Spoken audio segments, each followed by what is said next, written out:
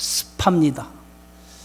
이런 날씨에 특별히 불쾌지수가 많이 올라간다고 하는데, 마음을 잘 다스리는 사람이 믿음으로 승리하는 사람입니다. 아무쪼록 이 무더운 여름에 여러분 마음을 잘 하나님의 은혜로 다스리시기를 부탁을 드리겠습니다. 고린도 전서의 말씀을 통해서 함께 우리가 은혜를 나누고 있는데요, 그간 고린도 전서를 가지고 말씀을 나눈 것이 아마 주일 오전에 24번째 오늘까지 시간이 되는 것 같습니다. 고린도전서 16장의 이제 끝이 이제 오늘 본문의 말씀이거든요. 이 고린도전서를 시작할 때 저는 이 고린도 교회가 가지고 있는 많은 문제들, 어찌 보면 그러한 문제들은 오늘날 교회가 가지고 있는 문제라고 얘기할 수 있을 것 같고요. 그런 문제 하나하나를 보면서 교회가 붙들고 가야 할 가치가 어디 있느냐라고 하는 것을 이 고린도서를 통해서 함께 말씀을 나누고자 하는 것이 저희 목적이었어요.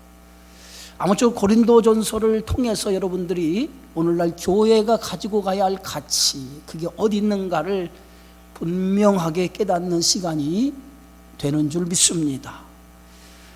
이제 사도 바울은 오늘 이 고린도서라고 하는 서신을 마감하면서 고린도 교회 성도들에게 크게 두 가지를 당부하는 말씀을 보게 되어지죠. 그 첫 번째가 지금 예루살렘 교회가 큰 기근을 당해서 어려움을 당하고 있는 것을 보고, 우리가 복음의 빚진 자로서 우리 형제, 우리의 가족인 예루살렘 교회의 성도들이 이 경제적으로 어려움을 당하는 것을 보고만 있지 말고, 아시아에 있는 여러 교회들이 그리스도 안에 한 가족이 된 우리가 그들을 위해서 십시일반으로 구제 헌금을 거두어서 그들을 도와주면 좋겠다라고 하는 그 바람에 대한 것을 고린도 교회 성도들에게 부탁을 하고요.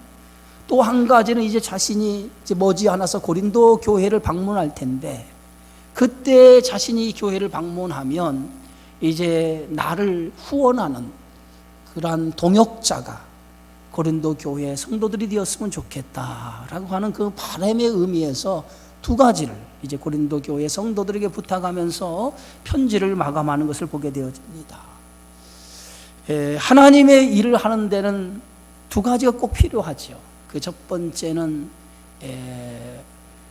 인적인 자원입니다. 인적인 자원이 없이는 하나님의 일을 할 수가 없어요. 또 하나는 재정적인 자원이죠. 재정적인 자원, 인적인 자원, 이 두 가지는 하나님의 일을 하는데 꼭 필요한 것이라고 말할 수 있을 것 같습니다. 그래서 바울은 고린도 교회가 하나님의 사역에 있어 좋은 동역자가 되어줬으면 좋겠고, 또 하나는 이 선교의 사역을 위해서 재정적인 후원을 맡아서 하나님의 일을 마음껏 선교 일을 할 수 있도록 좀 도와줬으면 좋겠다라고 하는 그러한 의미에서 고린도 교회 성도들에게 부탁을 했다라고 하는 것이죠. 여러분, 하나님의 일은 혼자 할 수 있는 게 아니에요. 아무리 목사가 유능하다 할지라도 하나님의 일은 혼자 할 수가 없고요. 하나님의 일은 언제나 함께하는 겁니다.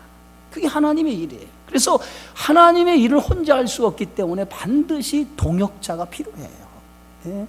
물질적인 동역자, 인적인 동역자, 하나님의 일을 하는 일에 있어서 이러한 동역자가 있어야만이 하나님의 일을 할 수 있다라고 하는 거예요.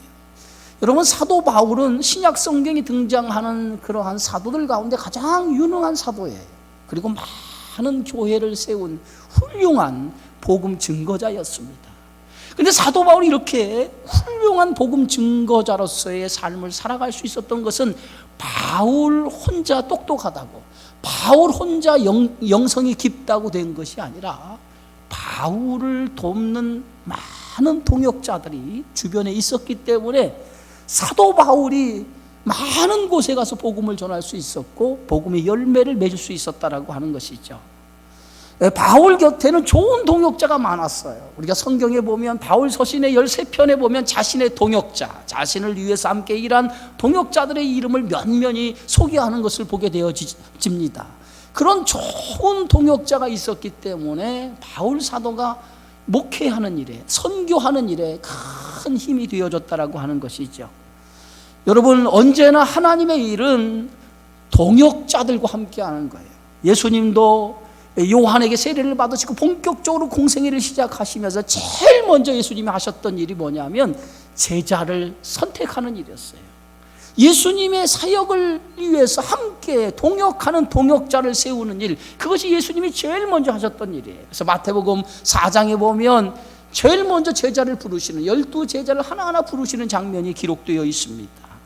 바로 동역이라고 하는 것은 하나님의 나라의 중요한 가치이고, 그 동역을 통해서 하나님의 나라가 세워져 가는 줄 믿으시기 바랍니다. 오늘 모세가 이스라엘 백성을 애굽에서 인도해내었을 때에 장정만 60만 명이라고 그랬어요. 그러면 어린아이, 여자 다 포함하면 한 200만 정도가 되어지는데, 그 200만 정도의 리더자가 바로 모세였어요. 근데 모세 혼자 200만이라고 하는 사람들을 치리하기에는 너무도 벅찬 일이었어요. 왜냐하면 사람이 모인 곳은 항상 문제가 일어나지 않습니까? 우리 주님의 교회도 많은 성도는 아니지만은 곳곳에 문제가 일어나는 것을 보게 되어져요. 그런데 200만이 되는 어마어마한 숫자의 사람들이 모여서 이제 그들을 데리고 가나안 땅으로 데리고 가는 모세에게 있어서 그 200만 안에 많은 크고 작은 문제가 일어나게 되어졌어요. 그래서 모세는 아침부터 저녁 늦게까지 그 백성들 안에 일어났던 문제를 치리하는 일에 밥 먹을 시간도 없을 정도로 분주하게 하루 일과를 보내게 되어졌던 것을 봅니다. 그때에 그것을 옆에서 지켜보고 있던 모세의 장인 이드로가 모세에게 이렇게 제안을 하죠.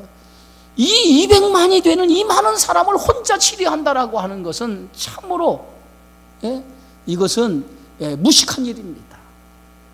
이러한 것은 효과적이지 아니라 당신 이 모세 홀로 이것을 치리하는 것은 엄청난 그런 데미지가 있으니까 이렇게 하지 말고 백성들 가운데에 능력 있는 사람을 세워서 그 능력 있는 사람들로 하여금 크고 작은 문제를 그 안에서 해결할 수 있도록 리더자를 세우십시오 라고 하는 것이 오늘 장인 이드로의 그러한 모세를 향한 권면이었어요. 그래서 모세는 그 권면을 받아들여서 백성들 가운데 좋은 그 성품의 리더자를 세우기 시작하죠. 그래서 10부장, 50부장, 100부장, 1000부장을 세워서 백성들 안에 일어난 크고 작은 문제를 저들이 치리하게 하고, 도저히 저들의 손에 치리할 수 없는 문제만 모세가 치리하게 되어졌던 것을 봅니다. 그렇게 되니까 200만의 그 어마어마한 숫자를 모세가 잘 리더할 수 있었다라고 하는 것이죠. 이처럼 하나님의 일은 언제나 동역이 필요해요. 그 동역을 통해서 하나님의 일이 아름답게 세워져 가는 줄 믿으시기 바랍니다. 오늘 사도 바울도 오늘 하나님의 일을 하는 일에서 좋은 동역자가 있었어요. 그 좋은 동역자, 그들을 통해서 바울이 복음을 전하는 일에 힘있게 복음을 전할 수 있게 되어졌는데, 오늘 인사말미에, 권면과 인사말미에 바울은 자신의 동역자를 하나하나 소개하고 있는 것으로 이제 고린도서를 마감하고 있는 것을 보게 되어지는데, 제일 먼저 소개되고 있는 그 동역자가 누구냐면 영적인 아들인 디모데를 소개하고 있는 것을 보게 되어지죠. 그래서 오늘 성경의 말씀 10절에 보면 디모데가 이르거든, 그래서 디모데라고 하는 이름이 가장 먼저 등장을 합니다. 이 디모데는 사도 바울의 사역에 있어서 가장 중요한 영적인 동역자가 바로 디모데였습니다. 이 디모데는 바울이 1차 전도 여행 때에 복음을 들고 들어간 곳이 어디냐면 더베와 누스드라라고 하는 곳에 복음을 들고 들어갔어요. 여기에서 오늘 디모데의 이 가정이 바울이 전하는 복음을 받아들여서 온 가정이 그리스도, 하나님을 믿는 사람들이 되어졌다는 거죠. 근데 사실은 이 디모데의 어머니는 유대인이에요. 어렸을 때부터 어머니의 교육을 통해서 구약 성경을 잘 배워서 자란 그런 어머니가 바로 디모데의 어머니였고요. 그의 아버지는 헬라인이었어요. 그래서 헬라인 아버지와 유대인 어머니 사이에 결혼을 해서 태어난 아들이 디모데예요. 어떻게 보면 호련인이죠. 혼혈인. 그런데 이 디모데의 영향은, 디모데의 신앙에 영향을 끼친 사람이 누구냐면 어머니예요. 어머니가 성경으로 어렸을 때부터 이 디모데를 가르치기 시작한 거예요. 여러분, 유대인들의 그 교육은 대단히 중요하잖아요. 그래서 어머니가 자식을 기르면서 어렸을 때부터 신앙으로 교육을 시킨 거예요. 그런데 그 어머니로부터 신앙 교육을 받았던 이 디모데가 바울이 그곳에 들어가서 복음을 전함을 통해서 그들이 유대교에서 그리스도교로 개종을 한 거예요. 그래서 그때부터 그리스도인이 된 거예요.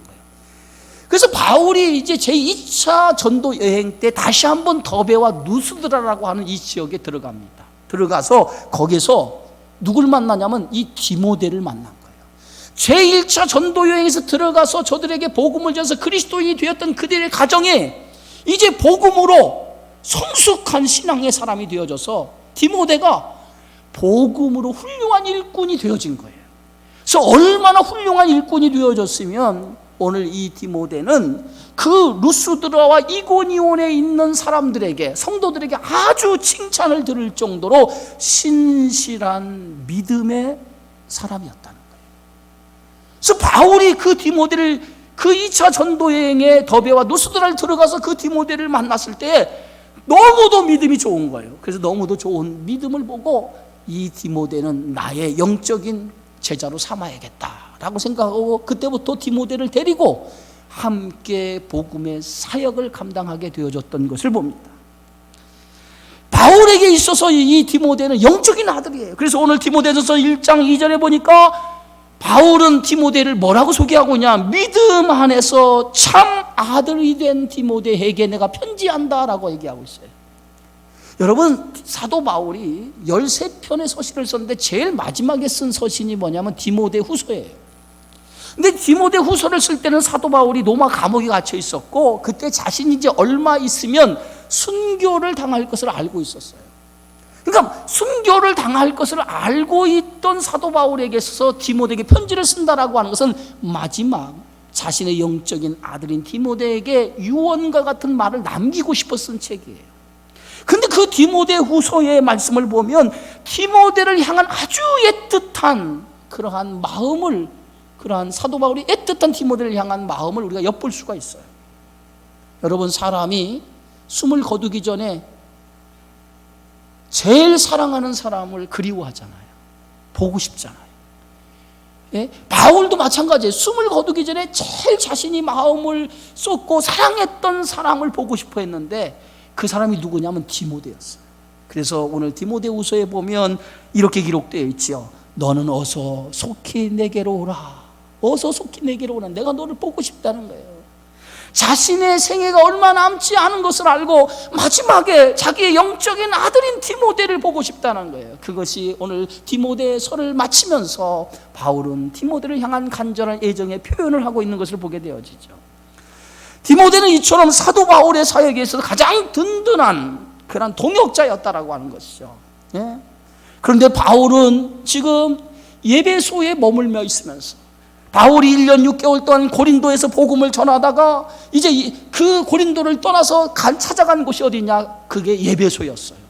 그래서 예배소에 2년 동안 바울이 머물면서 예배소 지역에 복음을 전했는데 그 예배소에 머물러 있을 때에 고린도 교회에 대한 소식을 예배소에 있을 때 듣게 되어진 거예요. 바울이 고린도 교회, 고린도라고 하는 도시에 1년 6개월 들어가서 복음을 전해서 그 교회를 든든히 세웠는데 예배소에서 머물러 있을 때 고린도 교회의 소식을 들어보니까 고린도 교회가 문제가 너무 많다고 하는 소식이 들려요. 분파의 문제, 음행의 문제, 교인들 간의 송사의 문제, 결혼의 문제, 우상에 섬기는 문제, 이 많은, 그 다음에 부활, 복음의 가장 중요한 부활을 잃어버린 그 문제에 대한 소식을 듣게 되어지고 바울이 너무도 안타까워했어요.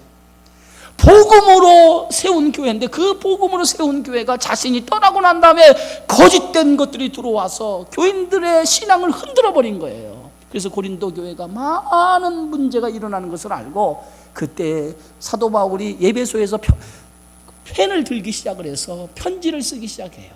그 편지를 쓴 것이 뭐냐면 고린도전서예요. 자, 편지를 썼어요, 사도 바울이. 그럼 이제 편지를 전해야 될 거 아니에요. 오늘날 같으면 우체국에 가서 소인을 찍어서 보내면은 우체부들이 알아서 전국적으로 다 배달을 하고 해외까지 다 편지가 배달이 됩니다. 뭐 하루 이틀이면 다 가요. 외국은 한 일주일 안에 다 가더라고요. 그런데 당시는요, 편지를 그렇게 우편 소인을 찍어서 보내는 시대가 아니라, 당시의 편지를 누가 전합니까? 사람이 직접 들고 가서 전하는 것이 그 당시에 그 당시였어요. 그럼 바울이 고린도 교회의 형편을 듣고 그 교회에 대한 편지를 썼는데, 이 편지를 누군가를 통해서 전해줘야 될 거 아니에요. 그때의 바울은 자신의 마음을 대변할 수 있는 사람, 자기에 대해서 너무 잘 알고 복음에 대한 확실한 신앙을 가지고 있는 사람, 그 사람을 떠올렸는데, 그 사람이 누구냐? 함께 동역하는 디모데였다는 거예요. 디모데가 이 편지를 들고 가면 고린도 교회의 성도들에게 내 마음을 전해줄 거, 복음의 확실한 것을 전해줄 수 있겠다라는 생각에 디모데를 통해서 고린도 교회 성도들에게 이 편지를 전하게 되어지는 거예요. 그런데 사도 바울은 편지를 디모데 편에 보내면서 한 가지 염려가 있어요. 왜냐하면 이 고린도라고 하는 이 도시에 사도 바울이 보내면서 디모데를 잘 알지 못하는, 혹시나 이 디모데가 고린도 교회에 갔을 때 교인들이 그를 박대하면 어떡할까? 그를 박대하면 어떡할까? 또 그를 멸시하면 어떡할까라고 하는 불안감이 있었어요. 그래서 그 불안감을 가지고 그 편지에 이렇게 쓰죠. 너희는, 디모데가 이르거든 너희는 조심하여 그로 두려움 없이 너희 가운데 있게 하라. 이는 그도 나와 같이 주의 일을 힘쓰는 자임이라. 그러므로 누구든지 그를 멸시하지 말고 평안히 보내요. 내게로 오게 하라. 나는 그가 형제들과 함께 오기를 기다리노라. 그가 평안히 그곳에 머물다가, 편지를 전해주고 평안히 머물다가 내게로 돌아올 수 있도록 해달라는 거예요. 그것이 오늘 사도 바울이 고린도 교회 성도들에게 부탁하는 말씀이었어요. 여러분, 바울이 이처럼 디모데를 향한 열정, 디모데를 향한 사랑, 이것은 오늘 목회자의 마음이지만 또 하나는 뭐냐면, 그만큼 디모데를 사랑했고, 디모데가 그만큼 사도 바울의 사역에 중요한 사람이었다는 거예요. 디모데라고 하는 훌륭한 주의 동역자가 있었기 때문에 사도 바울은 훌륭한 주의 사역을 감당할 수 있었어요. 또 하나, 오늘 바울은 고린도 교회 성도들에게 무엇을 얘기하고 있습니까? 바울은 디모데와 함께 한 사람을 같이 보내려고 했어요. 그 사람이 누구냐면 아볼로라고 하는 사람이에요. 이 아볼로라고 하는 사람은요, 구약 성경에 아주 능통한 사람이고 헬라의 철학에 아주 밝아서 아주 지식이 많은 사람이에요. 그리고 오늘날 보면 엘리트 중에 엘리트예요. 많이 배운 사람이고 또 성경에 능통한 사람, 그리고 말을 얼마나 잘하는지 웅변가 있어요. 웅변가. 그래서 그 사람의 말, 아볼로가 설교하면 사람들의 그 지적인 설교에 쫙 빠져들었어요. 그런데 이 고린도 교회 성도들은 아볼로라고 하는 스타일을 굉장히 좋아했어요. 왜냐하면 너무 지적인 설교를 하고 철학적인, 자기의 지적인 요구에 딱 맞는 사람이었어요. 그래서 아볼로를 추종하는 사람들이 고린도 교회 안에는 상당히 많았어요. 그래서 오늘 고린도 교회를 시작하면서 고린도 교회 여러 분파 중에 바울파, 아볼로파가 있었다고 했어요. 그만큼 아볼로를 추종하는 사람들이 많았어요. 그래서 사도 바울이 아볼로와 함께 고린도 교회에 보내려고 했어요. 디모데와 함께 아볼로를 보내려고 했어요. 그런데 오늘 성경 뭐라고 쓰십니까? 오늘 12절에 보니까 형제 아볼로에 대하여는 그에게 형제들과 함께 너에게 가라고 내가 많이 권하였으되 지금은 갈 뜻이 전혀 없으나 기회가 있으면 가리라. 지금 아볼로는 예배소에 사도 바울과 함께 복음을 전하고 있었어요. 그래서 아볼로를 보내려고 했더니 아볼로는 나는 이곳에서 복음을 전할 게 더 많이 있습니다. 내가 나중에 기회가 있으면 나중에 내가 고린도에 가겠습니다 하고 아볼로는 거절을 했어요. 그래서 뭐예요? 할 수 없이 오늘 바울은 고린도라고 하는 이 편지를 들고 오늘 디모데 편에 이제 보내게 되어졌던 것을 봅니다. 여러분, 언제나 하나님의 일은 헌신된 사람을 통해서 주의 일을 하도록 되어 있어요. 그래서 헌신한 사람, 오늘 디모데와 같은 헌신한 사람을 통해서 오늘 하나님의 일을 시작하는데, 그래서 디모데는 그 바울의 그 서신을 들고 그 고린도까지, 그 서신을 들고 갔던 것을 보게 되어져. 그러면서 오늘 바울은 마지막 인사와 함께 몇 가지를 고린도 교회 성도들에게 당부하면서 오늘 끝을 맺고 있는 것을 보게 되어지죠. 그것이 오늘 13절, 14절의 말씀입니다. 우리 함께 읽습니다. 깨어 믿음에 굳게 서서 남자답게 강건하라. 너희 모든 일을 사랑으로 행하라. 사도 바울은 고린도 교회의 많은 문제에 대해서 해답을 주고 그리고 마지막 인사 속에 마지막으로 한 번 더 고린도 교회 성도들에게 당부함을 권면함으로 마치는 것을 보게 되어지죠. 4가지를 고린도 교회 성도들에게 부탁을 하죠. 그 4가지가 뭐냐면 첫 번째, 한번 따라가 봅시다. 깨어 있으라. 깨어 있으라. 여러분, 깨어 있으라는 깨어 있으라. 이게 첫 번째 오늘 사도 바울이 고린도 교회 성도들에게 부탁하는 얘기예요. 깨어 있으라. 여러분, 고린도 교회의 그 많은 문제의 원인이 어디 있느냐 하면 영적으로 저들이 깨어 있지 못하는 것 때문에, 영적으로 깨어 있지 못하는. 제가 한 가지만 말씀드릴게요. 제가 설교를 듣는 분 가운데 참 내가 은혜 받는 분이 있어요. 은혜 받는 분. 목사도요, 성도들이 이렇게 설교 듣는 태도를 이렇게 보면서 은혜 받는 사람이 있어요. 내가 설교하면서 은혜를 받아요. 왜 그런지 아세요? 설교 듣는 때 아주 저를 주시하니까 제가 설교를 함부로 못하게 준비를 대충 할 수가 없는 거예요. 은혜를 받는 모습 보니까. 누구냐면 우리 표장로님이에요. 제가 우리 표장로를 보면서 상당히 존경하거든요. 늘 앉아서 한 번도 저를 주시하지 않은 적이 없어요. 굉장히 은혜 받아. 너무도 감사하고요. 여러분, 우리가 설교를 듣는 자세는 목사에게 힘을 주는 건 그거밖에 없어요. 제가 태도를 딱 보면은 그잖아요. 좀 그렇게 부탁을 좀 드리겠습니다. 네. 오늘 사도 바울은 이 고린도 교회의 성도들에게 부탁하는 말씀은 깨어 있으라는 얘기인데, 고린도 교회의 모든 문제의 원인이냐면 영적으로 깨어 있지 못한 것에서부터 시작된 거예요. 여러분, 신앙생활의 문제가 어디서부터, 여러분이 영적으로 깨어 있지 않을 때에 마귀가 오는 거예요. 마귀가. 예? 그래서 베드로전서 5장 8절에 보니까 마귀가 우는 사자처럼 삼킬 자를 찾아다닌다고 그랬어요. 그러니까 여러분, 깨어있지 않으면, 마귀는 깨어있지 않은 사람을 정확하게, 어떤 사람이 깨어있지 않은 걸 알아요. 그래서 그 사람들에게 마귀가 찾아가서 그 사람의 믿음을 흔들기 시작을 해요. 예? 그래서 사탄은요, 교회가 잘 되는 거 원하지 않아요. 여러분의 믿음이 세워지는 거 사탄은 원하지 않아요. 사탄은 어떻게 하든지 우리의 믿음을 넘어뜨리려고 하는 거예요. 사단이에요. 고린도 교회가 이렇게 바울이 처음 전한 복음을 저들이 잃어버렸던 이유가 뭐냐면 깨어있지 않은 거예요. 그 당시에 영지주의라고 하는 헬레니즘 사상이 들어왔을 때 저들이 깨어있다면, 사도 바울이 전한 복음으로 깨어있다라고 하면 그 영지주의가 들어왔을 때 그 거짓된 것을 믿음으로 물리쳤을 거예요. 깨어있지 않으니까 저들이 그 틈을 이용해서 누가 들어와요? 거짓된 것들이 들어온 거예요.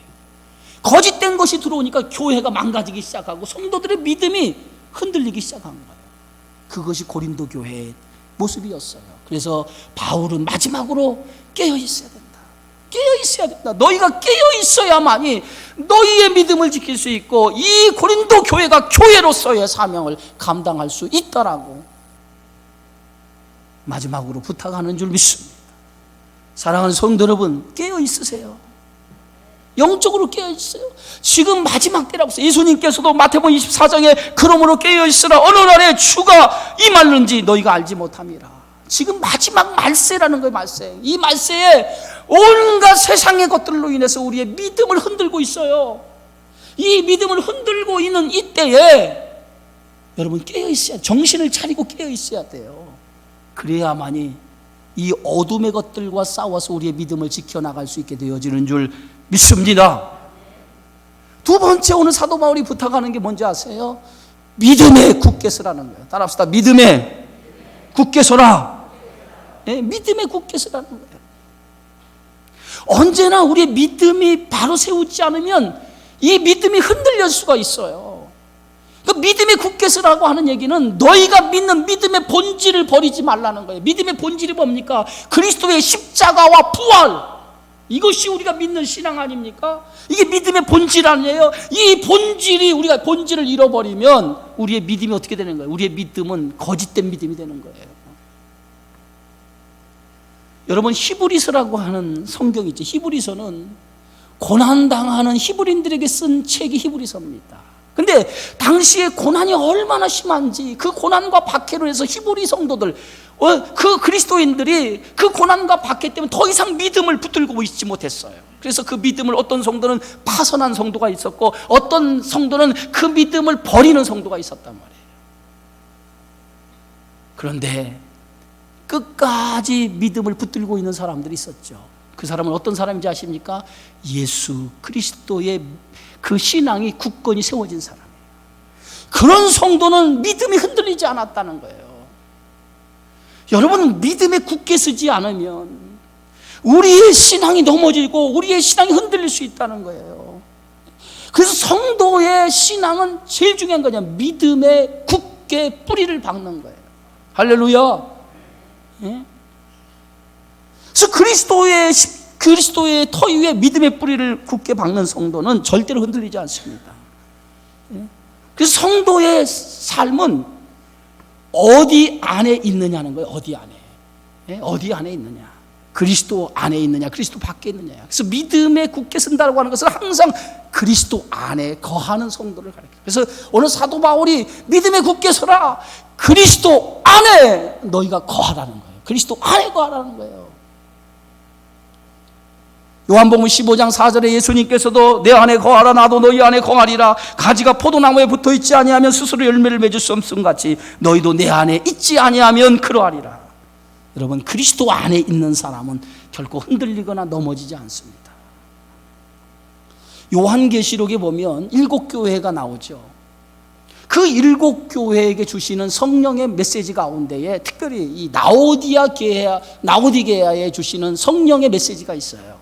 근데 이 나오디게아 이 교회를 향한 주님의 책망의 소리가 있잖아요. 그 책망이 뭡니까? 내가 내 행위를 아노니 내가 차지도 아니하고 뜨겁지도 아니하리라. 내가 차지든지 뜨겁든지 하기를 원하노라. 이 나오디아 교회의 그 책망의 이유가 뭡니까? 차지도 아니고 뜨겁지도 않다. 미지근하다. 예? 이 나오디아 교회가 이렇게 미지근한 신앙이 어디서부터 기인된 거예요? 그들이 주님 안에 온전히 거하지 않으니까 미지근해진 거예요. 여러분, 신앙은요, 한쪽 발씩, 세상을 한쪽 발, 주님과 한쪽 발 이렇게 거하면 여러분 미지근할 수밖에 없어요. 예? 신앙은요, 분명히 선택을 해야 돼. 선택. 세상이냐 하나님이냐. 그래서 하나님 안에 온전히 쓰는 사람이 영적으로 믿음에 굳게 쓰는 사람, 그런 성도가 되어지기를 주의 이름으로 축원합니다. 세 번째, 오늘 사도 바울이 고린도 교회 성도들에게 부탁하는 말씀이 뭐냐면 남자답게 강건하라는 거예요. 따라합시다. 남자답게 강건하라. 예? 남자답게 강건하라고 하는 이 말은 뭐냐면 성숙하라는 거예요. 성숙하라는 거예요. 예? 오늘 고린도 교회 성도들에게 서신을 통해서 고린도 교회 여러 문제에 대한 답을 오늘 사도 바울이 제시하면서 고린도 교회 성도들에게 믿음이 없다, 한 번도 믿음이 없다라고 하는 얘기는 안 했어요. 믿음이 없다 그런 얘기는 안 했어요. 다만 사도 바울이 고린도 교회 성도들을 향해서 하신 말씀을 보면 너희는 아직 믿음이 어리구나 라고 이렇게 얘기했어요. 믿음이 없다가 아니라 믿음이 어리구나, 믿음이 어리다 라고 얘기했어요. 믿음이 어리다. 아직 저들은 초보적인 신앙에 머물고 있다는 거예요. 성숙하지 못하고 있다는 거예요, 여러분. 응? 그래서 고린도전서 3장 1절에도 보면 형제들아, 내가 신령한 자들을 대함과 같이 너에게 말할 수 없어서 육신에 속한 자 곧 그리스도 안에서 어린 아이들을 대함과 같이 너희를 대하노라. 그러니까 성숙하지 못한 거예요, 여러분. 신앙은요, 성숙해야 될 거 아니에요. 성숙해야 되잖아요. 여러분 자녀가 항상 어린아이로 머물러 있으면, 나이가 20대 30대가 됐는데도, 결혼을 했는데도 항상 어린아이로 머물러 있으면 좋겠습니까? 하나님 입장에서도 보면 여러분들이 성숙하기를 원해요. 고린도 교회가 세워졌으면 이제 어느 정도 시간이 졌으면 성숙해야 될 거 아니에요. 그런데 저들이 하는 짓을 보면 아직 철이 안 든 어린아이의 모습과 같다는 거예요. 서로 뭐니까 서로를 배려하는 마음이 하나도 없이 이 사랑이라고 하는 건 없이 서로가 미워하고 시기하고 질투하고 파벌이나 만들고, 이것이 고린도 교회의 모습 아닙니까? 여러분, 교회는 성숙한 성도가 많아야 돼요. 신앙이 막 자라서 성숙한 성도가 많아야 교회가 건강한 교회가 되어지는 줄 믿습니다. 제가 예수를 믿는 성도들 이렇게 보면은 우리 교회에 다니는데 20년, 30년 된 사람들이 있어요. 그런데 보면 아직도 신앙이 30년 되고 권사님이 되는데도 불구하고 아직 신앙이 말이에요, 어린아이보다도 못한 분들이 있어요. 내가 그거 보고 어떻게 저렇게 30년이 돼서, 여러분 30년이라면 성인의 30년이면 나이가 몇이에요? 그잖아요? 성숙하시기를 주의 이름으로 축원합니다. 믿음에 성숙해야 돼요. 성숙한 성도가 남을 배려할 줄 알고 이해할 줄 아는 거예요. 마지막으로 네 번째, 어떤 얘기합니까? 모든 일을 뭐로 행하라? 사랑으로 행하라. 따라합시다. 모든 일을 사랑으로 행하라. 바울은 마지막으로 오늘 고린도 교회 성도들에게 부탁하는 말씀이 모든 일을 사랑으로 행하라는 거예요. 지금 고린도 교회 가장 큰 문제는 뭐냐면 사랑이 없는 거예요. 사랑. 교회 안에 사랑이 없어요. 사랑이 없다 보니까 자꾸 자기를 드러내기로 원해요. 자기만. 그래서 고린도 교회 성도들은 뭐냐면 개인 플레이예요. 모두가 다 개인 플레이.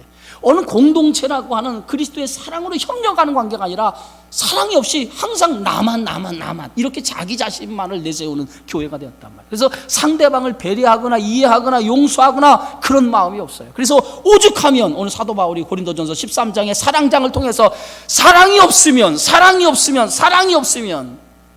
예? 울리는 꽹과리에 불과하다는 거죠. 여러분, 주님의 교회가 사랑이 없는 교회가 된다면 이 교회는 정말 주님의 그 십자가의 은혜가 흘러가지 않는 곳이라는 거예요. 사랑이 넘치는 교회가 돼야 돼요. 사랑은 뭡니까? 남을 이해할 줄 알고 용서할 줄 알고 배려할 줄 아는 마음을 갖는 게, 그게 사랑인 줄 믿으시기를 바랍니다. 네? 그러면서 오늘 바울은 네 가지를 부탁을 하고, 그리고 끝으로 이제 자신을 위해서 수고했던 고린도 교회 성도들의 이름을 열거를 하죠. 고린도 교회에는요 정말 그 안에 좋은 성도들이 있었어요. 고린도 교회 안에는 좋은 성도들이 있어요. 우리 주님의 교회에도 좋은 성도가 많이 있는 줄 믿습니다. 예? 고린도 교회 안에도 좋은 성도가 많이 있었어요. 근데 그 좋은 성도가 누구냐면 오늘 사도 바울은 몇 사람의 이름을 이렇게 밝히잖아요. 그 사람이 누굽니까? 스데바나, 부두나도, 아가이고. 고린도 교회 안에 있었던 좋은 성도들이에요. 예? 이 스데바나라고 하는 사람은 뭐냐면 면류관이라는 뜻을 가지고 있어요. 그 이름의 뜻이 면류관이에요. 그런데 바울이 제2차 전도여행 때 복음을 들고 이 고린도에 들어갔을 때에 제일 먼저 바울의 복음을 듣고 예수 믿은 사람이 누구냐? 스데바나예요. 그래서 아가야 지방의 첫 열매다. 이 고린도가 아가야 지방의 수도거든요. 수도. 그래서 그곳에 들어가서 제일 먼저 복음을 전했을 때 예수를 믿은 사람. 그런데 예수를 믿고 얼마나 그 사람이 은혜를 받았는지 그때부터 자기의 집을 교회로 내놨어요. 그리고 그때부터 고린도 교회의 모든 것을 책임지는, 정말 교회의 가장 중요한 일을 감당하는 일꾼이 된 거예요. 그래서 자기의 물질을 아낌없이 자기의 집을 내놓은 것뿐만 아니라 그 스데바나가 교회에 필요한 모든 물질을 헌신하는 그러한 사람이었어요. 그래서 오늘 성경의 말씀 보니까 이 스데바나를 뭐라고 얘기하냐면 그들이 나와 너희 마음을 시원하게 하였느니라. 시원하게 했다고 했어요. 그러면 스데바나가 이렇게 할 수 있었던 것이 뭡니까? 스데바나가 이렇게 할 수 있었던 것은 주님의 십자가의 은혜를 경험했기 때문에. 헌신이라고 하는 것은 여러분 그냥 나오지 않아요. 헌신은 그냥 나오지 않아요. 십자가, 그리스도가 나를 위해서 베푸신 그 사랑과 그 은혜와 십자가의 놀라운 은혜를 경험하지 않으면 헌신할 수 없는 거예요. 십자가의 은혜를 경험했기 때문에 그 은혜 안에서 하나님 앞에 이렇게 헌신할 수 있는 믿음의 사람이 되어진 줄 믿습니다. 여러분, 교회는요 그냥 성장하지 않아요. 여러분 성도들이 우리 주님의 교회가 성장하기 원하는데 여러분 그냥 성장하지 않습니다. 교회는 언제 성장하냐면 교회를 위해서 헌신하는 성도가 많을 때 교회가 성장해요. 정말 주님의 일을 위해서 헌신하는 성도가 많을 때 교회는 성장하게 되어져 있어요. 저는 이 주님의 교회가 여기까지 오게 되어진 것도 보이지 않는 곳에서 헌신하는, 물질로 또 기도로 또 눈물로 힘쓰고 애쓰는 성도들이 있었기 때문에 주님의 교회가 이렇게 세워져 갔다라고 믿습니다. 그 모든 것은 다 누가 기억하고 있을까? 하나님이 다 기억하고 있을 거라고 믿어요. 그래서 교회는 그런 일꾼들이 많아야 돼요. 정말 헌신하는 일꾼들이 많을 때 교회가 세워지는 거예요. 교회가. 예? 그런 성도 되어지기를 주의 이름으로 축원합니다. 그런 성도가 많아야 돼요. 저는 고린도 교회를 통해서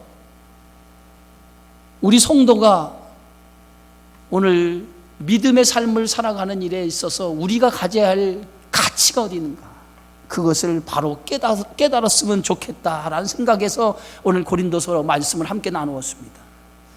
여러분, 세상이 아무리 지금 변해가죠. 세상이 많이 변해가고 있는데, 세상이 변해간다고 하더라도 교회가 붙들고 가야 할 가치가 변하면 안 돼요. 그죠? 세상은 변할 수 있어요. 그러나 교회의 가치가 변하면 안 돼요. 교회의 가치가 어디 있습니까? 그리스도의 십자가의 보혈이에요. 그리스도의 십자가의 보혈, 십자가의 은혜, 이것이 교회가 붙들고 가야 할 가치예요. 그래서 이 교회는 복음을 위해서 세워진 교회예요. 믿으십니까? 복음을 위해 세워진 교회예요. 그렇다고 하면 우리 한 사람 한 사람이 이 십자가의 은혜, 이 복음을 위해 세워진 이 교회의 이 가치를 가지고 우리가 함께 동역을 통해서 그 일을 감당해 나가야 될 줄 믿습니다. 그러기 위해서는 우리 한 사람 한 사람이 하나님의 몸된 교회의 지체라는 것을 잊지 마세요. 여러분, 한 사람 한 사람의 지체예요. 지체. 그 지체가 모여서 교회가 된 거예요. 그래서 이 교회를 통해서 아름다운 공동체를 세워서 하나님의 나라 확장을 위해서 세워진 곳, 그것이 주님의 교회가 되어지는 줄 믿습니다. 서로 사랑하십시오. 예? 서로 사랑하고 서로 부족해도 이해해주고, 그래서 사랑으로 하나 되는 교회, 그래서 그리스도의 십자가의 은혜가 흘러넘치는 교회, 그런 교회가 되어질 때 이 교회는 세상의 많은 문제 안에서도 우리 교회는 사랑으로 하나가 되어 주님의 참된 가치인 복음을 통해서 주의 영광을 돌리는 주님의 교회가 되어지리라 믿습니다. 이런 교회를 위해서 저와 여러분들이 동역을 통해 아름다운 이 교회를 만들어 가기를 주님의 이름으로 축원합니다. 주의 은혜 고맙습니다.